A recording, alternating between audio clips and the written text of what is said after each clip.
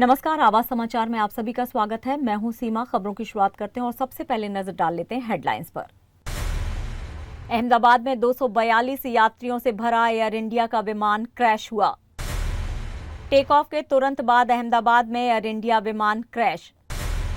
PM Modi से Putin तक अहमदाबाद विमान हादसे पर देश दुनिया में शोक की लहर।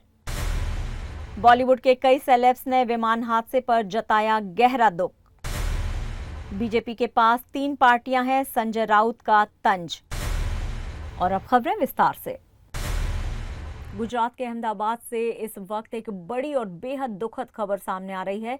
अहमदाबाद के मेधानी नगर इलाके में एयर इंडिया का एक पैसेंजर विमान क्रैश हो गया है। यह हादसा एक घने रिहायशी इलाके में हुआ, जिससे पूरे क्षेत्र में अफरा तफरी मच गई है।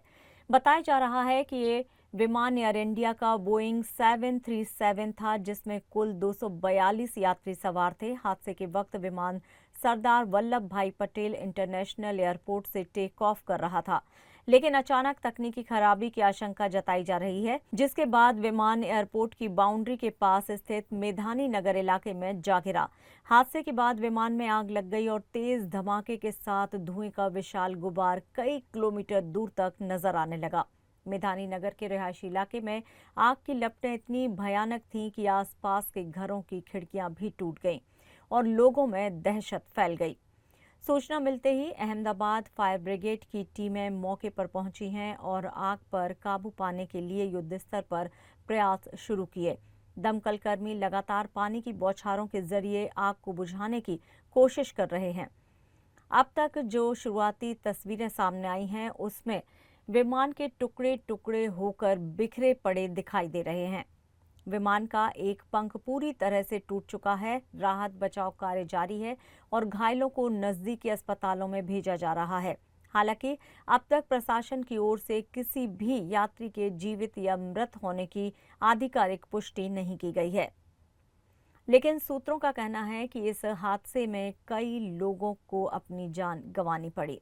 हादसे के बाद एनडीआरएफ की टीमों को भी मौके पर रवाना किया गया है और इलाके को पूरी तरह से सील कर दिया गया है। हादसे की गंभीरता को देखते हुए डीजीसीए और एयरपोर्ट अथॉरिटी की टीमें भी जांच के लिए पहुंच रही हैं। फिलहाल पूरे इलाके में हड़कंप मचा हुआ है और लोगों से अपील की जा रही है कि वे रेस्क्यू ऑपरेशन में बाधा न डालें। एयर इंडिया की तरफ से अभी तक कोई भी आधिकारिक बयान नहीं आया है इस घटना को लेकर, लेकिन शुरुआती जांच में तकनीकी फॉल्ट की संभावनाएं जताई जा रही हैं। आग और तबाही के इस दृश्य ने पूरे शहर को हिला दिया है। हम इस बड़ी घटना पर अपनी नज़र बनाए हुए हैं और जैसे ही कोई बड़ी अपडेट मिलती है, हम आप तक सबसे पहले पहुंचाएंगे। गुजरात के अहमदाबाद में गुरुवार की दोपहर एयर इंडिया के पैसेंजर विमान AI-171 क्रैश हुआ है, जिसकी डरावनी तस्वीरें सामने आ रही हैं। अहमदाबाद के मेघानी नगर इलाके में आग की बड़ी बड़ी लपटें देखी गईं, वहीं काले धुएं का गुबार दूर से ही देखा जा सकता है। इस विमान में 242 यात्री सवार थे। सभी की मौत की आशंका जताई जा रही है। बता दें कि इस विमान में गुजरात के पूर्व मुख्यमंत्री विजय रूपाणी भी सवार थे, जो अपने परिवार से मिलने के लिए लंदन जा रहे थे। ये AI-171 विमान लंदन के लिए उड़ान भर रहा था। अहमदाबाद के सरदार वल्लभ भाई पटेल इंटरनेशनल एयरपोर्ट से टेक ऑफ करते समय ही आसपास की इमारतें या दीवार से टकराने से प्लेन क्रैश हो गया। एयर इंडिया के विमान में कहा गया अहमदाबाद से 1:38 पर ये रवाना हुई। बोइंग 787 विमान की इस उड़ान में 242 यात्री चालक दल के सदस्य सवार थे। इनमें से 169 भारतीय नागरिक, 53 ब्रिटिश नागरिक, 1 कनाडाई नागरिक और 7 पुर्तगाली नागरिक हैं। एयर इंडिया ने कहा है कि घायलों को नजदीकी अस्पताल में ले जाया जा रहा है।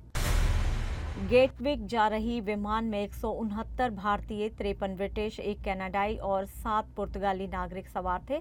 ऐसी आशंका है कि मेधानी नगर के कुछ लोग भी मृतकों में शामिल हो सकते हैं।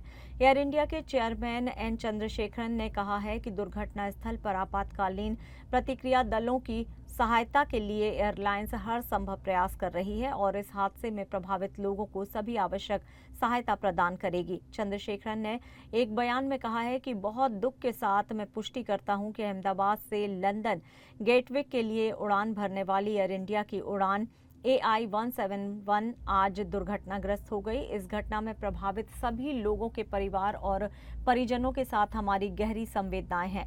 घटना पर प्रधानमंत्री नरेंद्र मोदी ने गहरा दुख जताया है। प्रधानमंत्री मोदी ने कहा है कि अहमदाबाद में हुई त्रासदी में हमें स्तब्ध और दुखी कर दिया है। ये शब्दों से परे दिल दहला देने वाली घटना है।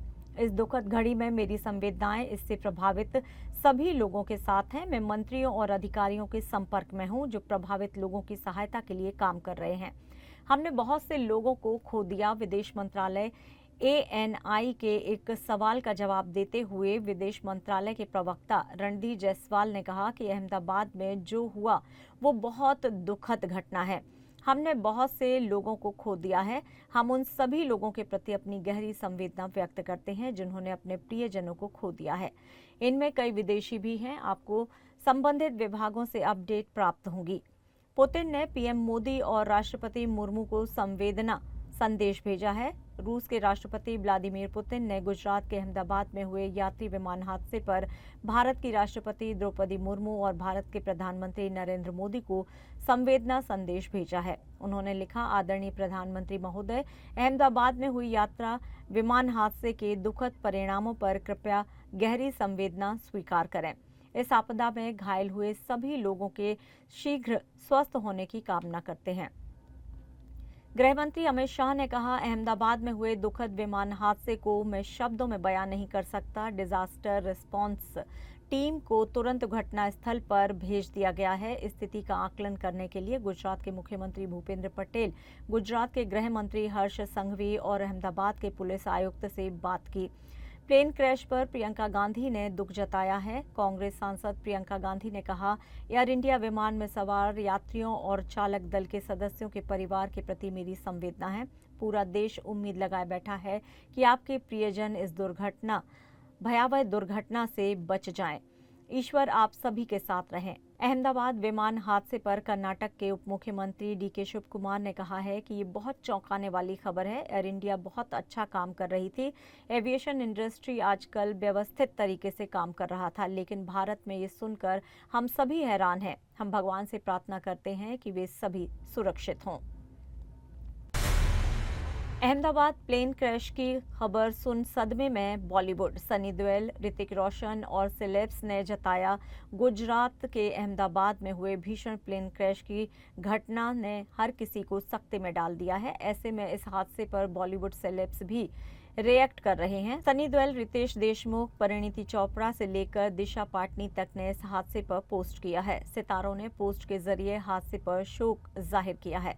अक्षय कुमार ने एक्स पर पोस्ट करते हुए अहमदाबाद में हुए प्लेन क्रैश हादसे पर दुख जताया है। उन्होंने लिखा कि एयर इंडिया दुर्घटना से सदमे में हूं और हैरान हूं। इस समय सिर्फ प्रार्थना कर रहा हूं। सनी देओल ने इस घटना पर दुख जताया और भगवान से प्रार्थना की कि उनके परिवार वालों को इस बुरे समय से निपटने की ताकत दे। एक्स पर पोस्ट करते हुए उन्होंने लिखा कि अहमदाबाद में हुए दर्दनाक विमान हादसे की खबर सुनकर दिल दुखी है और अब भी सदमे में हूं। मेरी संवेदनाएं सभी यात्रियों, उनके परिवारों और प्रभावित हुए सभी लोगों के साथ हैं। इस बेहद मुश्किल समय में मैं सभी के लिए दिल से प्रार्थना कर रहा हूं। रितेश देशमुख ने लिखा, अहमदाबाद में हुए विमान हादसे की दुखद खबर सुनकर मैं पूरी तरह से टूट गया हूं और सदमे में हूं। मेरी संवेदनाएं सभी यात्रियों, उनके परिवारों और जमीन पर प्रभावित सभी लोगों के साथ हैं। इस बेहद कठिन समय में मैं उन सभी के लिए प्रार्थना करता हूं। परिणीति चोपड़ा ने भी इस हादसे पर रिएक्ट किया है। उन्होंने पोस्ट में लिखा है कि एयर इंडिया प्लेन में जो लोग थे उनकी फैमिली के दर्द की कल्पना भी नहीं की जा सकती। ईश्वर से प्रार्थना है कि वो इस मुश्किल समय में उन्हें सहने की शक्ति दें। दिशा पाटनी ने लिखा कि अहमदाबाद में विमान हादसे के बारे में सुनकर दिल टूट गया। मुझे उम्मीद है कुछ लोग जिंदा बच जाए और उन्हें समय पर मदद मिल जाए। इस हादसे में मारे गए सभी लोगों के लिए प्रार्थना करती हूँ। जो लोग मारे गए हैं उनकी आत्मा को शांति मिले और उनके परिवार को इस त्रासदी का सामना करने की हिम्मत मिले। वहीं कंगना रनावत ने लिखा है कि अहमदाबाद विमान हादसे का समाचार बहुत दुखद है और दर्दनाक है। ईश्वर से सभी के सकुशल होने की कामना करती हूँ। ईश्वर इस मुसीबत की घड़ी में सभी प्रभावित परिवारों को संबल प्रदान करे। अहमदाबाद से लंदन जा रही एयर इंडिया की फ्लाइट क्रैश हो गई थी। इस पर हार्दिक पंड्या ने हाथ जोड़कर बेहद भावुक प्रतिक्रिया दी है। हार्दिक का रिएक्शन बयां कर रहा है कि उन्हें इस खबर से बहुत दुख पहुंचा है। शिवसेना उद्धव ठाकरे दल के नेता और सांसद संजय राउत ने मुख्यमंत्री देवेंद्र फडणवीस के उस बयान पर तीखा पलटवार किया है जिसमें उन्होंने आगामी स्थानिक चुनावों में महाविकास अघाड़ी के एकजुट होकर चुनाव लड़ने की बात कही थी। फडणवीस के बयान पर राउत ने कहा है कि बीजेपी के पास खुद की ही 3 पार्टियां हैं। एक खुद बीजेपी, दूसरी अजित पवार की एनसीपी और तीसरी एकनाथ शिंदे की शिवसेना, जिनके अध्यक्ष भी बीजेपी के नेता अमित शाह ही हैं। वहीं राउत ने यह भी कहा है कि शिवसेना उद्धव दल चुनाव को लेकर जिनसे बात होनी चाहिए उनसे संवाद जारी है और जल्द ही सभी बातें साफ हो जाएंगी। उन्होंने स्पष्ट किया कि मुंबई और महाराष्ट्र के अन्य स्थानिक चुनावों में पार्टी पूरी ताकत से मैदान में उतरेगी। उद्धव ठाकरे और राज ठाकरे के एक साथ चुनाव लड़ने की संभावनाओं पर राउत ने कहा कि इस संबंध में सभी जवाब शिवसेना प्रमुख उद्धव ठाकरे देंगे। उन्होंने कहा कि गठबंधन का फैसला जमीनी कार्यकर्ताओं की भावना को ध्यान में रखते हुए किया जाएगा, चाहे वो कांग्रेस हो या फिर बात हो शरद पवार की एनसीपी की। देवेंद्र फडणवीस अगर किसी के साथ चुनाव लड़ने की भाषा करते हैं या एक कोई अलायंस बनाते हैं तो उनका अलायंस है। दोनों पार्टियां देखो, अलायंस किसे करेंगे? बीजेपी है और जो 2 पार्टी है वो उनकी ही पार्टी है ना। अमित शाह उनके प्रेसिडेंट है एक्चुअली। एक अजित पवार की पार्टी अमित शाह चला रहे हैं और जो एसएनसी यानी एकनाथ शिंदे ग्रुप है वो भी भाजपा का ही पार्टी है, अमित शाह की पार्टी है। तो घर का मामला है उनका। मतविभाजन होऊ नये यासाठी महायुतीची तयारी पहले से उन्होंने घोषणा कर दी थी, पर अब आपकी सीट डिक्लेयर नहीं हुई थी। बीएमसी ने वो तैयारी करके करे, ऐसा उनका कहना है। करने दो। आपके एंड से इस तरह की तैयारी का घोषणा पहले होगा कि एंड मोमेंट तक वो सीट नहीं, का मामला दिखाएगा? हमारी चर्चा चल रही है। जिससे चर्चा होनी है उससे चर्चा हो रही है और हम भी, आपको पता चलेगा, बहुत ही मजबूती से हम चुनाव में सामने आएंगे बीएमसी। पण राऊत साहेब, शिवसेना उद्धव बाळासाहेब ठाकरे हा पक्ष मुंबई महापालिका किंवा अन्य महापालिका निवडणुका महाविकास आघाडी म्हणून लढेल की मनसेशी युती करण्यामध्ये पक्षाला स्वारस्य आहे? याचं तुम्हाला उत्तर माननीय उद्धव ठाकरे लवकरच देतील। शिवसेना पक्षप्रमुख माननीय उद्धव ठाकरे हे या विषयावरती तुमच्या मनातल्या सगळ्या शंकांचं निरसन करतील। महाराष्ट्रामध्ये आजही महाविकास आघाडी एकत्रित काम करते, पण आम्ही हा स्थानिक स्वराज्य संस्थांचा विषय असल्यामुळे स्थानिक लेवलला आमच्या कार्यकर्त्यांच्या काय भावना आहेत, कोणाबरोबर जायला पाहिजे, कुठे काँग्रेस बरोबर जावं असं वाटतंय, कुठे राष्ट्रवादी बरोबर भूमिका असावी असं वाटतंय, मुंबईमध्ये वेगळा निर्णय काही लोकांना घ्यावा असं वाटतंय। तर या सगळ्या संदर्भात पूर्ण आमचं काम, विचार आणि भूमिका ठरल्यावर लवकरच आता कुठे प्रभाग समित्यांची रचना सुरू आहे, त्याच्या आधी सगळं होऊन जाईल। वहीं एनसीपी सांसद सुप्रिया सुले द्वारा प्रधानमंत्री मोदी की तारीफ किए जाने पर राउत ने कहा कि सुप्रिया सुले एक सांसद हैं और उनकी अपनी निजी राय हो सकती है, लेकिन मोदी सरकार जिस तरह से विपक्ष को डराने और तोड़ने का काम कर रही है उसे पूरा देश देख रहा है। मोदी में इस तरह के कई और भी गुण हैं। उनको कुछ मोदी जी के नेतृत्व में गुण दिखते होंगे, हमको नहीं दिख रहे। उनका पर्सनल मामला है। देश में एक सांसद है सुप्रिया जी, अपनी भूमिका व्यक्त करने का उनको अधिकार है। नरेंद्र मोदी जी क्या है, उनके नेतृत्व गुण क्या है, हम अच्छी तरह से जानते हैं।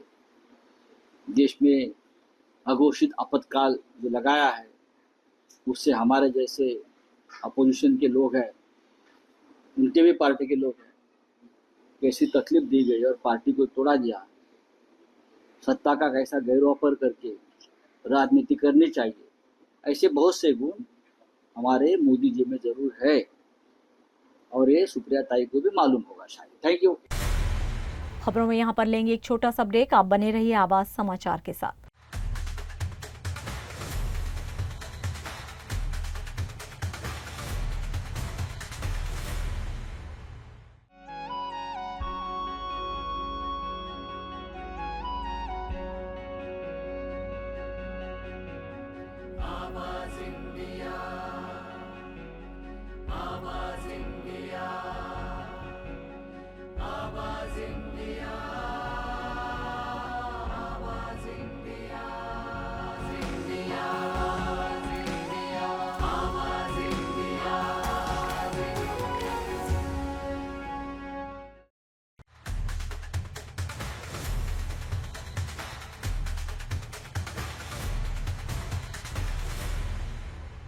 ब्रेक के बाद एक बार फिर से आप सभी का स्वागत है। बढ़ते हैं अपनी अगली खबर की ओर।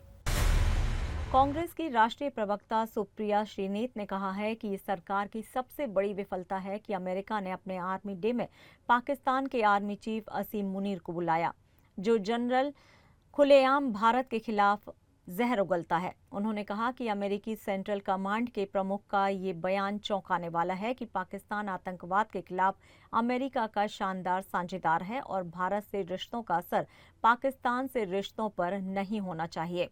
सुप्रिया श्रीनेत ने कहा है कि ऐसे हालात में चुप्पी साधे बैठी मोदी सरकार को जवाब देना चाहिए कि आखिर भारत की विदेश नीति इतनी कमजोर क्यों हो गई है। अमेरिका ने 14 जून को होने वाले अपने आर्मी डे सेलिब्रेशन में पाकिस्तान के जनरल असीम मुनीर को आमंत्रित किया है। ये वही असीम मुनीर है जो हमारे खिलाफ लगातार जहर उगलता है, जिसकी सेना आतंकियों के साथ खड़ी रहती है, आतंकियों को शरण देती है, उनको पनाह देती है। ये निर्दोष लोगों की हत्यारा है, ये असलियत है। अमेरिका के सेंट्रल कमांड के जो प्रमुख हैं, उनका कहना है कि पाकिस्तान आतंक के विरोध की लड़ाई में शानदार पार्टनर है। वो आगे ये भी कहते हैं कि भारत के साथ संबंधों की वजह से पाकिस्तान के साथ संबंध थोड़ी खराब कर लिए जाएंगे। ये डंका बज रहा है हमारा दुनिया में। मंडली ये अचीव करके आई है वहां पर, और स्वघोषित विश्वगुरु जो हैं, उनके मुंह से एक शब्द नहीं फूट रहा है। इससे बड़ा कूटनीति का, फॉरेन पॉलिसी का, डिप्लोमेसी का और कोई फेलियर हो सकता है? लेकिन मोदी जी की ओर से सिर्फ और सिर्फ सुई टपक सन्नाटा सुनाई देगा। महाराष्ट्र की राजनीति में एक बार फिर से हलचल तेज हो गई है। मुख्यमंत्री देवेंद्र फडणवीस और मनसे प्रमुख राज ठाकरे के बीच आज मुंबई में एक अहम मुलाकात हुई। करीब 1.5 घंटे तक चली इस मुलाकात ने राजनीतिक अटकलों को और हवा दे दी है। खासतौर पर इसलिए क्योंकि कुछ ही दिन पहले उद्धव ठाकरे ने राज ठाकरे के साथ संभावित गठबंधन का संकेत दिया था। अब सवाल उठ रहा है कि क्या फडणवीस से मुलाकात के बाद शिवसेना यूवीटी और मनसे के बीच जारी संभावित गठबंधन की अटकलों पर विराम लग जाएगा। आज मुंबई के ताज लैंड्स एंड होटल में मुख्यमंत्री देवेंद्र फडणवीस और राज ठाकरे के बीच अचानक मुलाकात हुई। 6 यात्रियों करीब 1 घंटे चली इस मीटिंग का जिक्र सीएम फडणवीस के आधिकारिक शेड्यूल में नहीं था। बीजेपी नेताओं ने इस मुलाकात को गैर राजनीतिक बताया है, लेकिन राजनीतिक गलियारों में ये माना जा रहा है कि शिवसेना यूबीटी और मनसे के संभावित गठबंधन पर अब विराम लग सकता है। कुछ दिन पहले ही उद्धव ठाकरे ने 6 जून को संभावित गठबंधन का संकेत दिया था। उन्होंने कहा था, जनता जो चाहेगी वही होगा। 2024 के विधानसभा चुनावों में मनसे का खाता भी नहीं खुला था और शिवसेना यूवीटी को सिर्फ 20 सीटें मिली थी। ऐसे में दोनों दलों के बीच गठबंधन की चर्चा जोरों पर थी, खासकर आगामी निकाय चुनावों को देखते हुए। लेकिन फडणवीस और राज ठाकरे की इस गोपनीय मुलाकात ने इस संभावित गठबंधन पर सवाल खड़े कर दिए हैं। अब आगे देखना होगा कि महाराष्ट्र की राजनीति किस करवट लेती है। क्या गलत है? अगर इस देश में 2 लोग मिलना चाहे, उसमें गलत क्या है? खुलेआम एक होटल में मिले, पूरी तामझाम सिक्योरिटी से माननीय मुख्यमंत्री जी, उसमें गलत क्या है? उसमें क्या है? 2 लोग अगर मिले तो उसमें कौन सी बड़ी बात है? अच्छा है ना, सबने सबसे चर्चा करनी चाहिए। अच्छी बातें मिल रही है सब एक दूसरे से, तो क्या हुआ? ऐसा भी हो सकता है ब्रेकफास्ट के लिए मिले होंगे। बहुत बार ऐसा होता है ना। अभी पार्लियामेंट में हम लोग 11 दिन बीजेपी के साथ के लोगों के, उनके अलायंस के हम लोग सब साथ थे। ऐसा थोड़ी मतलब है कुछ। 2 दोस्तों को अच्छा लगा होगा कि चलो एक ब्रेकफास्ट कर ले सुबह। महाराष्ट्र के नंदुरबार जिले के शहादा तालुका में आज आदिवासी समाज के आह्वान पर संपूर्ण बंद का आयोजन किया गया। विधान परिषद सदस्य चंद्रकांत रघुवंशी की कथित जातिवादी टिप्पणी के विरोध में यह आंदोलन हुआ है। शहर के व्यापारियों और आम नागरिकों ने इस बंद को व्यापक समर्थन दिया। पुलिस ने कुछ आंदोलनकारियों को हिरासत में लिया, जिससे तनाव की स्थिति बन गई। हजारों लोगों ने थाने के बाहर जुटकर हमें भी गिरफ्तार करो का नारा लगाया। विरसा फाइटर्स, आदिवासी टाइगर सेना समेत कई संगठनों ने बंद को सफल बनाया। आणि या दिवशी या ठिकाणी शहादा शहरातील संपूर्ण व्यापाऱ्यांनी शहादा खडखडीत बंद पाडून आदिवासी संघटनेच्या आव्हानाला चांगला प्रतिसाद दिला। त्याबद्दल सामाजिक संघटनेच्या वतीने सर्व व्यापारी बंधूंचा आम्ही खूप खूप आभार व्यक्त करतो। धन्यवाद। और खबरों में यहाँ लेंगे एक और छोटा सा ब्रेक। आप बने रहिए हमारे साथ।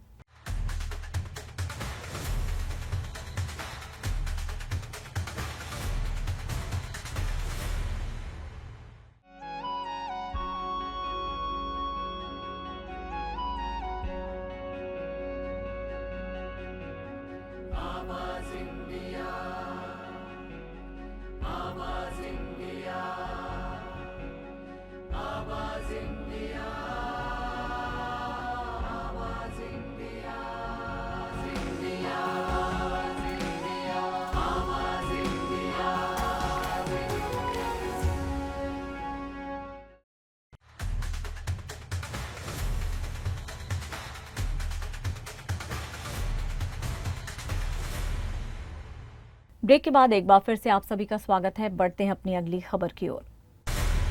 जालना में किसानों की विभिन्न समस्याओं को लेकर शिवसेना ठाकरे गुट आक्रामक हो गया है।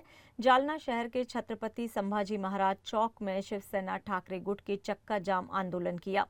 ये आंदोलन जालना छत्रपति संभाजी महामार्ग पर किया गया। विधानसभा चुनाव से पहले महायुति ने राज्य के किसानों को कर्ज माफी समेत कई वादे किए थे।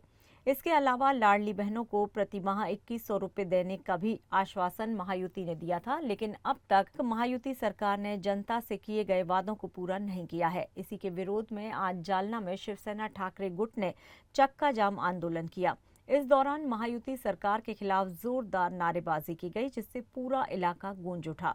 इस चक्का जाम की वजह से जालना छत्रपति संभाजी नगर हाईवे पर वाहनों की लंबी कतारें देखी गई। देखो, ये महाराष्ट्र में पहली बार एक धोखेबाज सरकार आई है। धोखेबाज यानी इन्होंने शब्द दिए, आवाम को शब्द दिए, माता भगिनी, हमारी माँ बहने, हमारा जो किसान है कि हमको एक बार तुम चुन के दो, हम तुम्हारे को कर्ज मुक्त करेंगे, हम तुम्हारे को 1500 का जो अनुदान है लाड़की बहन का, वो लाडली बहन का अनुदान हम 2100 रुपए करेंगे। लेकिन आने के बाद इन्होंने अपना रंग बदल दिए, इनकी भाषा बदल गई, झूठे आश्वासन, झूठे वायदे किए। तो हम ये पूछ रहे हैं कि आपने जो वायदे किए थे तो क्या हुआ तेरा वादा, यानी कि क्या हुआ तेरा वायदा, ये हम ये आंदोलन के माध्यम से गवर्नमेंट को पूछ रहे हैं।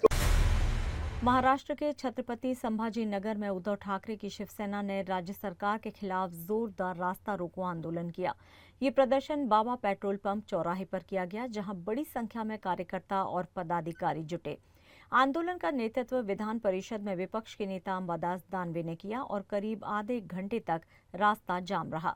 इस विरोध के चलते वाहनों की लंबी कतारें लग गईं और बाद में पुलिस ने सभी प्रदर्शनकारियों को हिरासत में ले लिया। ठाकरे गुट का आरोप है कि सरकार ने चुनाव के समय जनता से जो वादे किए थे वो अब तक पूरे नहीं हुए हैं। इसी के खिलाफ क्या हुआ तेरा वादा आंदोलन की शुरुआत की गई है, जिसे अब राज्य भर में फैलाया जा रहा है। हम कंटिन्यू पिछले 8 दिन से आंदोलन कर रहे हैं किसानों के लिए, पूरे मराठवाड़ा में कर रहे हैं।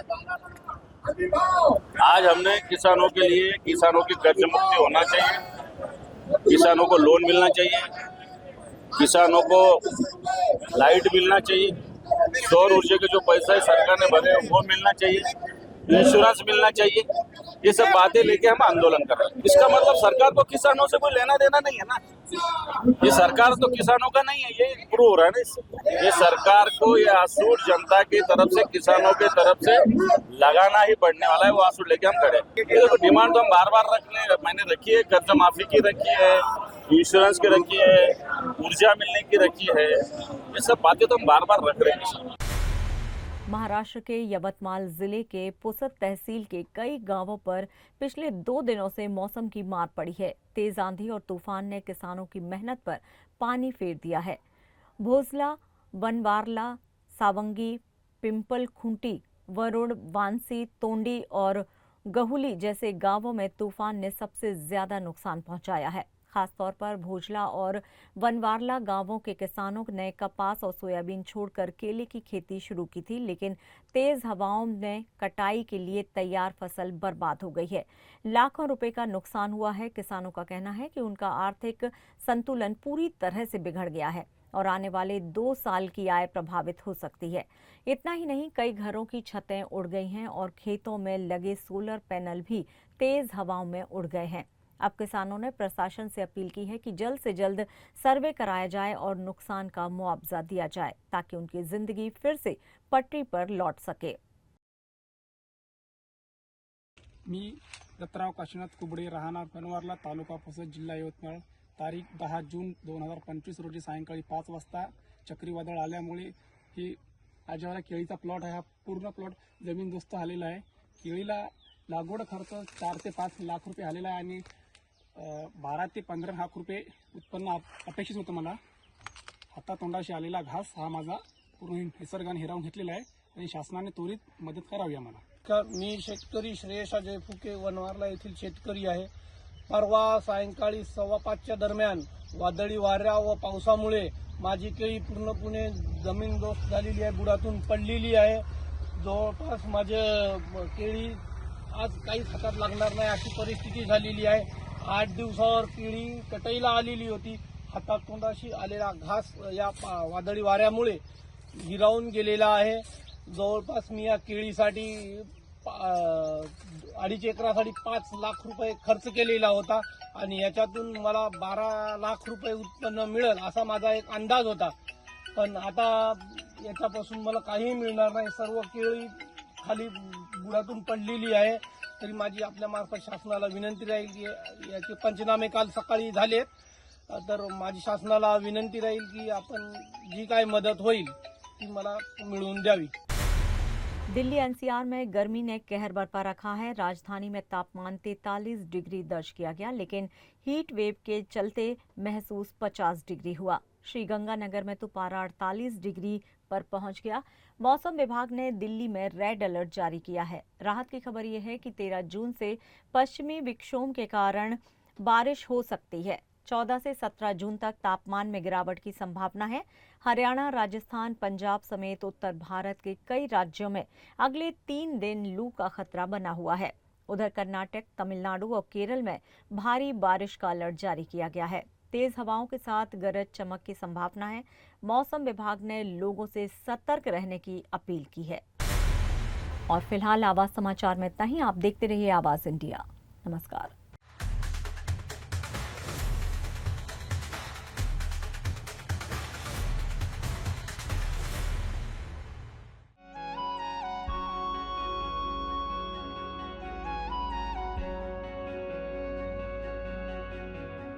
आवाज इंडिया.